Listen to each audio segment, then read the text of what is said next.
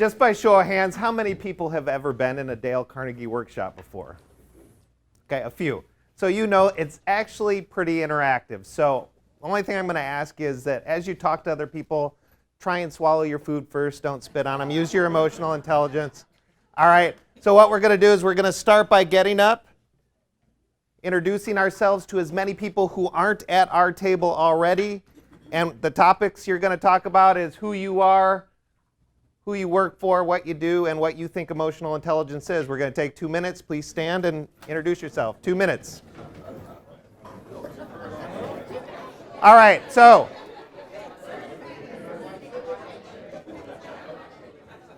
let's talk about how we define emotional intelligence. What is emotional intelligence to us? What is it? Everybody was talking, so I can call on anybody, right? Empathy. So it's empathy. Okay? Like a relational connection. Okay, so we're having a connection that's more than just intellectual, it's a relationship. It's our ability to relate to others regardless from their point of view. Okay, so putting ourselves in their shoes. Okay? Yes?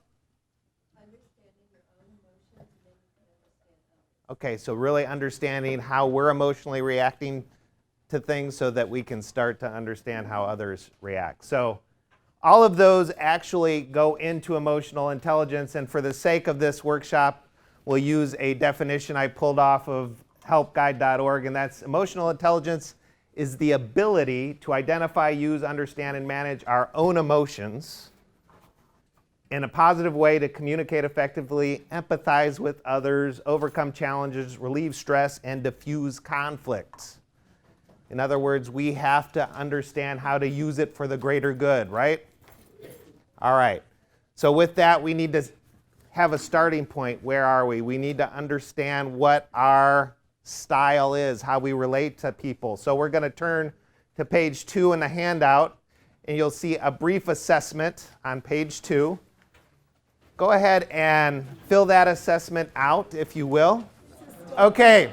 By show of hands, just show of hands, how many of us were drivers?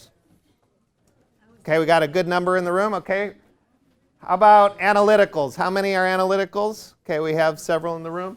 Expressors, okay, and amiables. All right, so we got a lot of people in the room from different communication styles. So here's what we're going to do next, is we're going to ask you to have a conversation at your tables with the person next to you. So in groups of 2 or 3, depending on how many people at your table, what are the benefits of your style? Don't talk about any of the negatives. We just want to know the benefits. What are the benefits of your communication style? What are the benefits of your communication style? Go ahead and have that conversation. Okay, that's time. So let's ask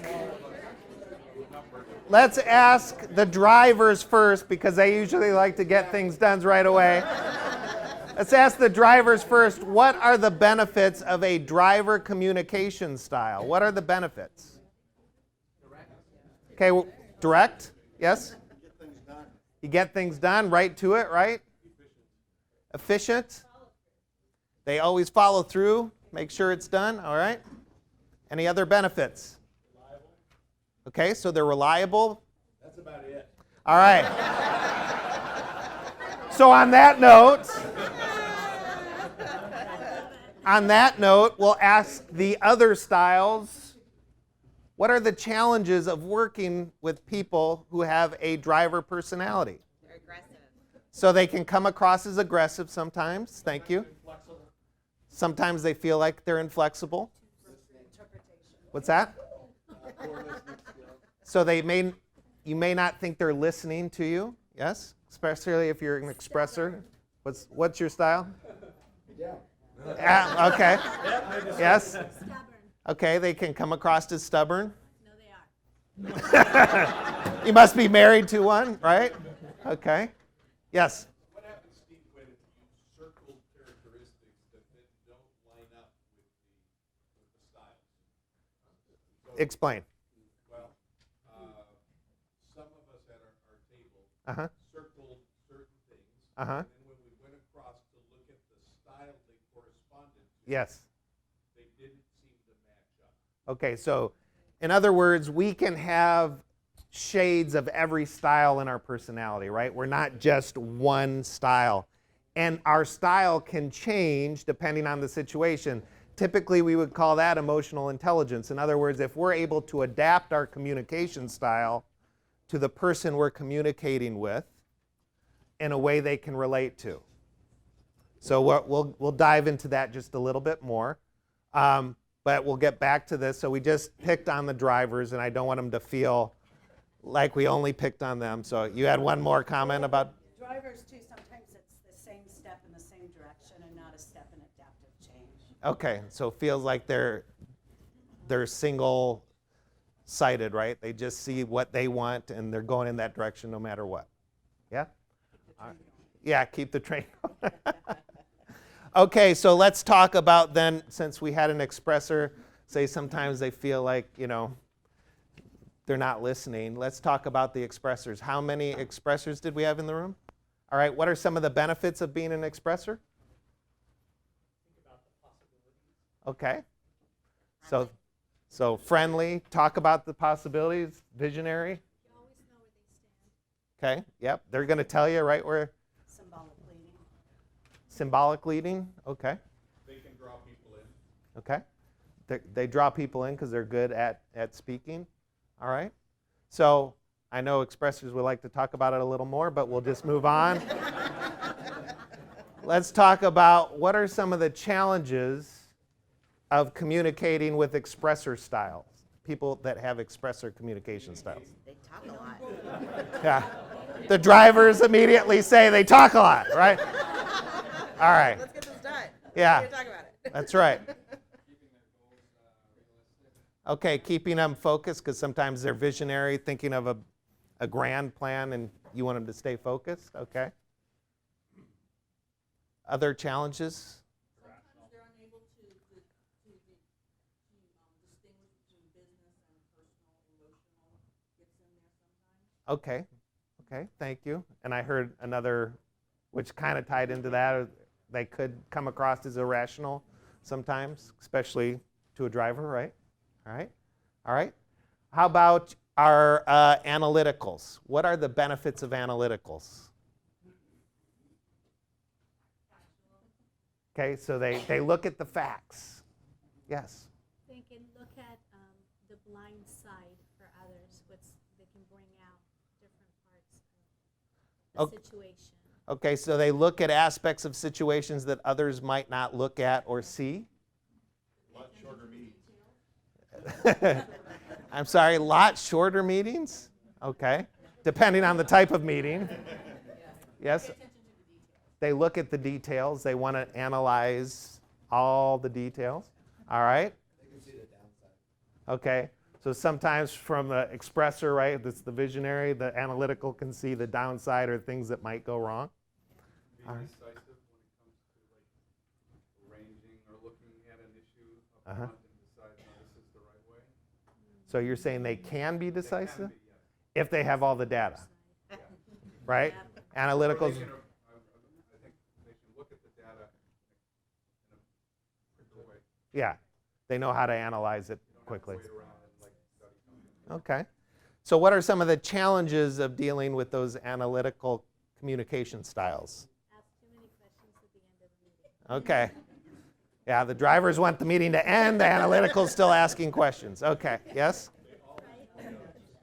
They what's that? Always point out the mistake. Yeah, they could see the mistakes. They know when the details aren't in alignment. Yes. Okay, so maybe not just looking at the data all the time, but they should be seeing the bigger picture. Okay? Okay. Understanding why a lot of people can't see the details, I think if you're analytical, Yeah. is a problem that people, because it's like, Yeah. my wife would tell you that. Yeah. So would my business partner tells me that all the time, right? They appear to have low emotional connection. Yeah. So they can come across as cold because they're only looking at data. Okay. And let's go to our last group, which are amiables. What are the benefits of the amiables? Okay, they connect with people. They hug well. No. Yeah. They're relationship driven. We'll say relationship driven. Okay. That is true. Relationship driven. Okay. They're in HR a lot for that. They're personable. Yes, there you go. What else? Popular. They're peacemakers. They're popular. They can get people to come together. All right. They encourage. What are the challenges of their style? They're people pleasers. Okay. So So they don't know how to say no, right? They want to make everybody happy. Yeah? What else? Okay, so they can overcommit because they don't know how to put the stake in the ground. Okay? They appear to lack credibility How so? because they will be amiable with any point of view, Okay.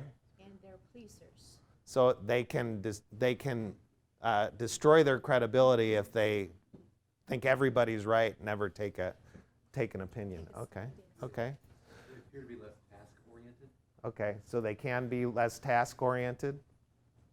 All right, so we took a look at all the kind of some of the pros and the cons of different communication styles.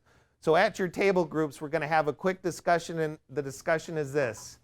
Why is it important from an emotional intelligence standpoint that we be able to communicate and adapt to each of these communication styles at our work? Why is it important from an emotional intelligence standpoint? So have that conversation at your tables. So let's throw it back out to you. Why is it important? What did you come up with? Yes? I think if you're not aware, it causes conflict. Okay, so if we're not aware of the other people's communication styles, then it can cause conflict in the workplace, right? Yes? And with that, it's basically the choice if you want to adjust yourself to achieve something, or you want to just do it your style because that's what you do. Yeah, sometimes as leaders, we just need to follow the path that we've chosen, right? Most of the time as leaders, though, we can step back, use that emotional intelligence and say, I need to communicate this in a way that they'll support so I can get cooperation instead of compliance, right? What are some other things we came up with? I think decisions tend to be better when all the styles are considered. Okay. And the problems are looked at from different angles, and sometimes it can be missed if it's just my way or highway. Right. So we can actually, as leaders, get better information if we're open to all the styles, right? If we only have drivers, what happens? We go a lot of directions, but it's not always the right way, right? If we only have analyticals, we analyze everything to death and never actually accomplish anything. If we only have expressors, we spend a lot of time talking about things, right? And if we only have amiables, everybody loves each other, but, right?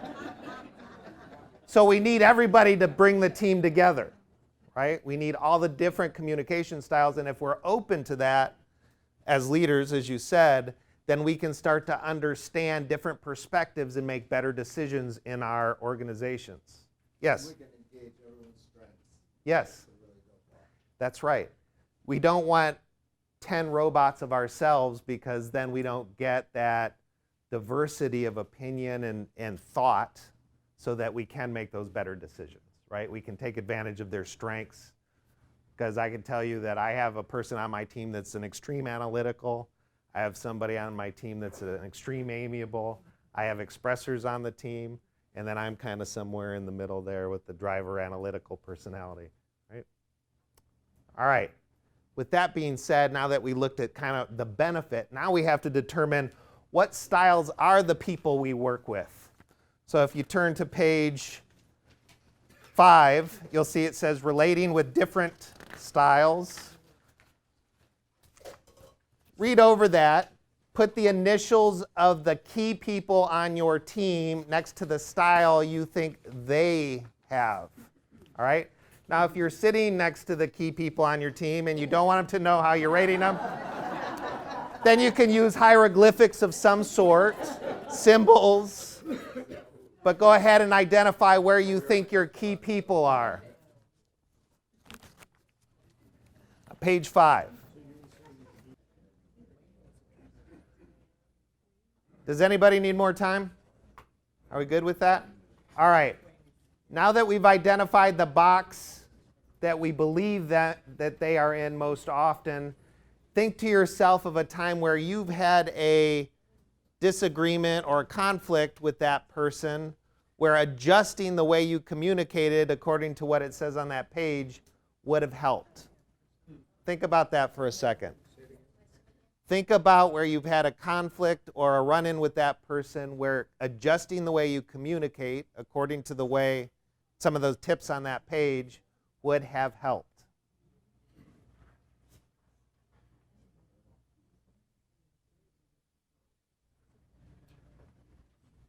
At groups of 2 or 3 at your tables, go ahead and turn and tell that person next to you, here's the incident, this is what happened, this is how it would have helped if I would have adjusted my communication just a little bit.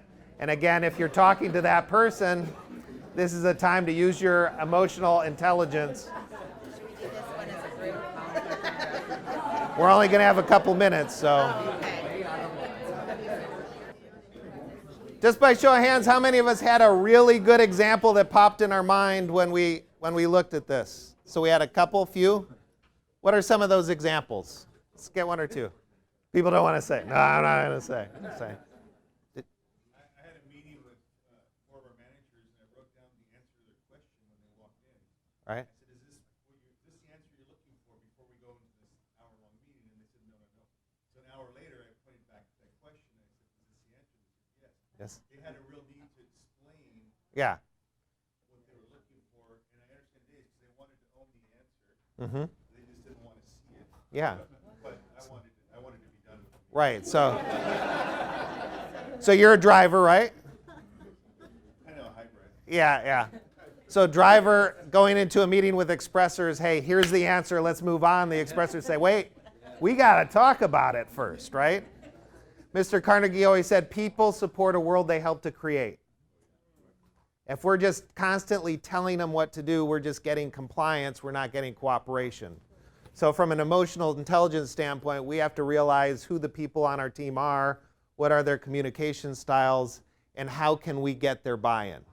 In this case, we have to listen to what they have to say. Now that doesn't mean we have to do it for a whole hour. We could make it a 30-minute meeting, right? But if we want true cooperation, we have to adapt to their style, right? Any other stories that popped into mind?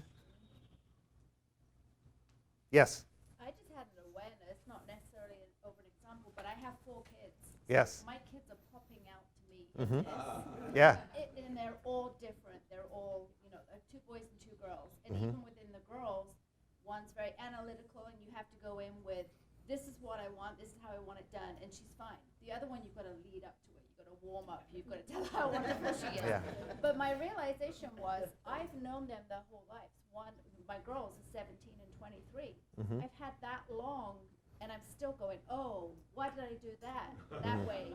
So to do this in a business place where you've maybe only been for a couple of months or a year or a couple of years, Mhm. it just, the severity of that. Yeah, so the comment is well taken, right? This happens in our daily lives at home. Our spouse probably has a different communication style to us than we do. Our kids probably are going to be a variety of communication styles. We have had our whole lives to get to know them, and we still make mistakes. We still don't always communicate in a way that gets their buy-in. I've been married for 22 years, and I can tell you that's a fact, right? However, in a business situation, we have to be able to do it really quickly and understand the situation. At home, and I'll just use myself as an example, as the head of the household, a lot of times when I tell my kids to do something, I need them to do it now. I don't need to spend an hour discussing it. It just needs to get done, right? But I just get their compliance. I'm not getting their cooperation at that point. I'm in a place where I can do that if I don't do it consistently all the time. At work, I need that cooperation. probably 90% of the time. Sometimes it's just compliance. But we need to realize that we have to adapt our styles, how we're communicating, depending on the situation, the audience, and the severity of this. You know, it could be an emergency. I don't need cooperation at this point. I just need compliance. This is what we're doing.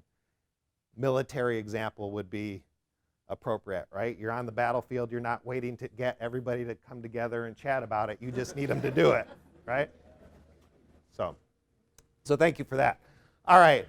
So with that in mind, now that we've looked at the communication styles and some of the ways that we can start adjusting what we're saying, we need to figure out what else can I be doing to relate to these different styles. And how we're going to do this is these 3 tables here at your table groups here.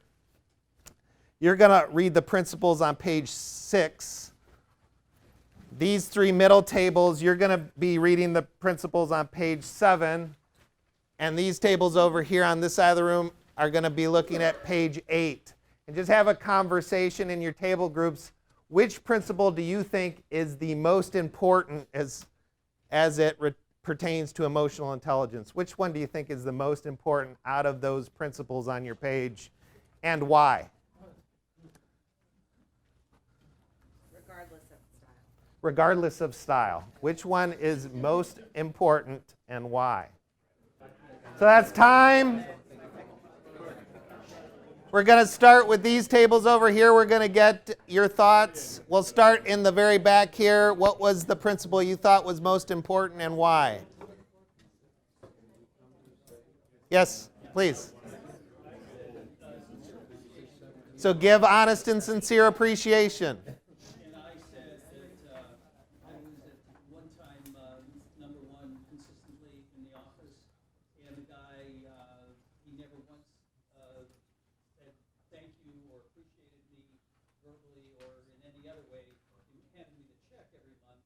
Knowing that I was number 1, never said great job, nothing, and I quit for that reason. And literally. Yeah, so giving that honest, sincere appreciation shows people you care, right?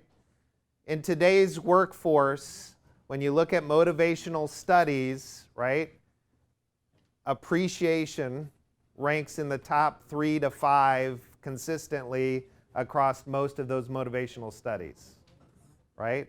People want to feel appreciated and that they're part of something or contributing to something better, right? So thank you for that. How about this middle table here? We had a variety of opinions on that. Okay.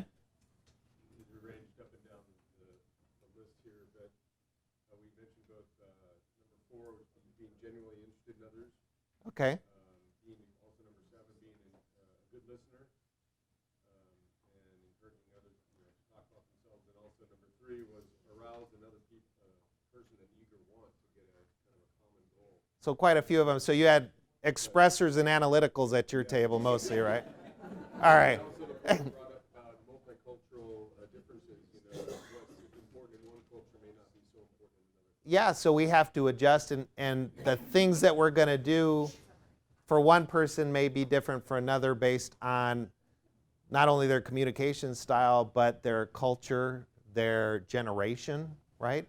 Every culture and generation has different nuances we need to be aware of from an emotional intelligence standpoint. So thank you for that. How about this table? Oh, sure. We had a variety of answers too, but I think the most popular was number 4 Okay. and number 2. So we also thought that, being genuinely interested in other people makes them help to feel like they're a contributor to the work at hand. So, and then having purpose and passion in that work. So giving that kind of sincere appreciation. Okay. So thank you for, again, making sure that people understand that we notice what they're doing and what they're contributing. So thank you for that. So let's move to the next page, page 7, and the middle principles here. We'll start at the front. What principle did you feel was most important and why? I think we agreed that number 17, try honestly to see things from the other person's point of view, would provide the best cooperation. And then we kind of all had other input, but I think that was in general the Yeah. So if you're talking from an emotional intelligence standpoint, right, that's the basic foundation of it. Can I see things from the other person's point of view? And if I can, then I can adjust the way that I'm approaching them. So thank you for that. How about this middle table here? So just a ditto. They're drivers at that table. All right. Thank you for that. Yes. Yes.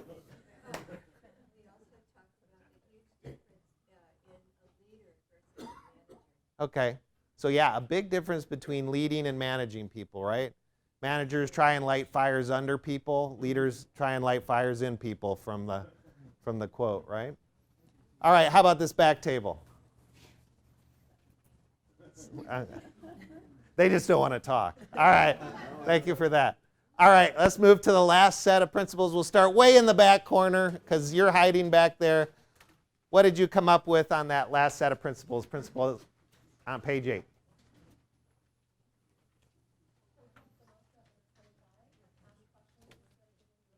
So asking questions instead of giving direct orders. Mm-hmm.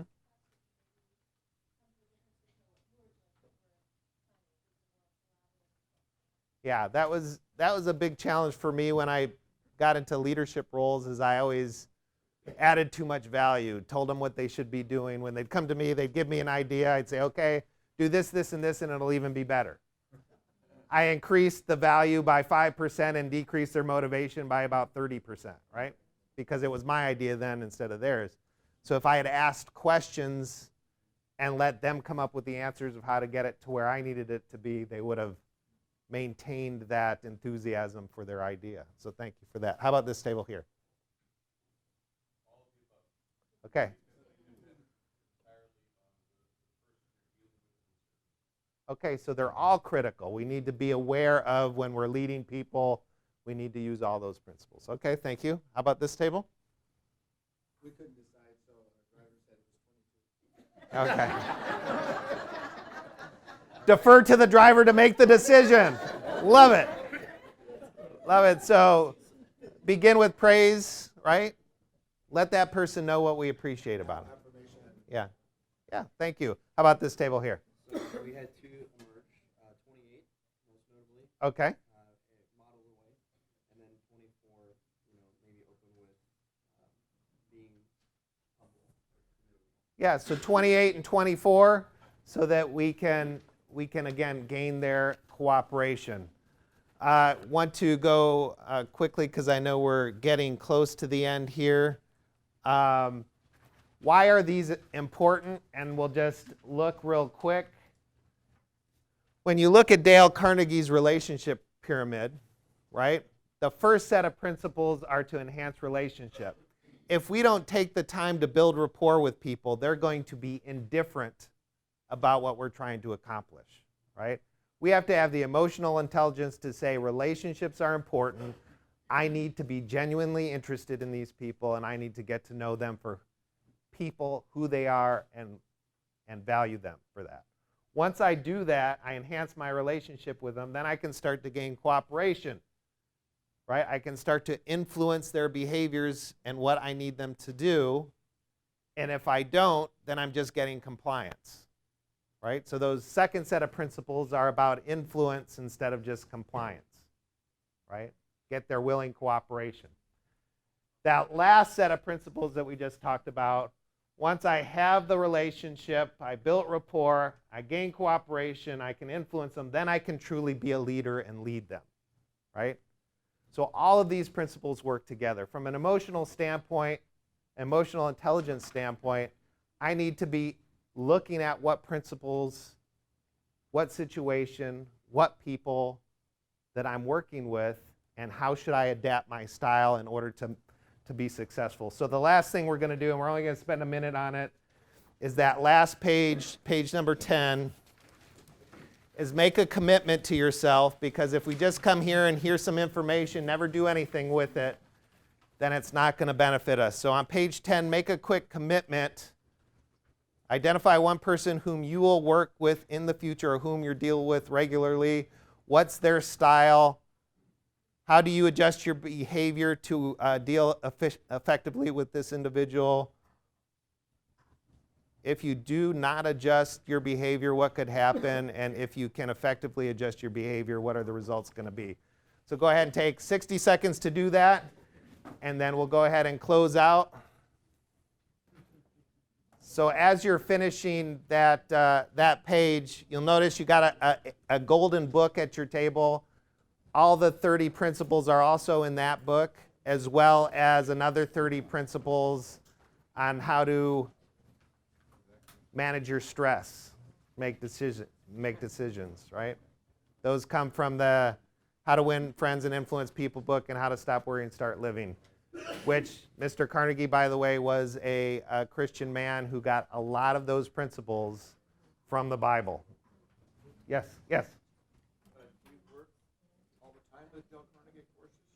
Okay, so the question is, am I full-time with Dale Carnegie? The answer is yes. I've been with him for 15 years and actually the president of the Orange County office. Yes? I've heard the name, but can you explain more of what Dale Carnegie does? Okay. So Dale Carnegie is an organization. We're a soft skills organization. So we work with leadership skills, communication, human relations, team building, sales, presentation, anything that's not technical, the people side of the business.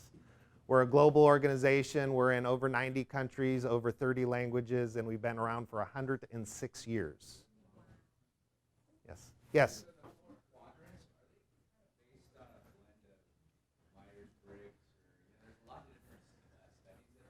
Yeah, there's a lot of different studies, a lot of different, the styles you can usually map are similar across different studies.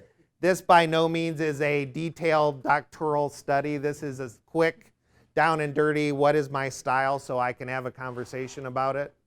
So I wouldn't say I'm a hardcore driver if just because you had 4 drivers circled and 3 analyticals. As we said before, your style can change depending on the situation and should change. If you're using emotional intelligence, you should adjust your communication style to your audience. Who has the next question?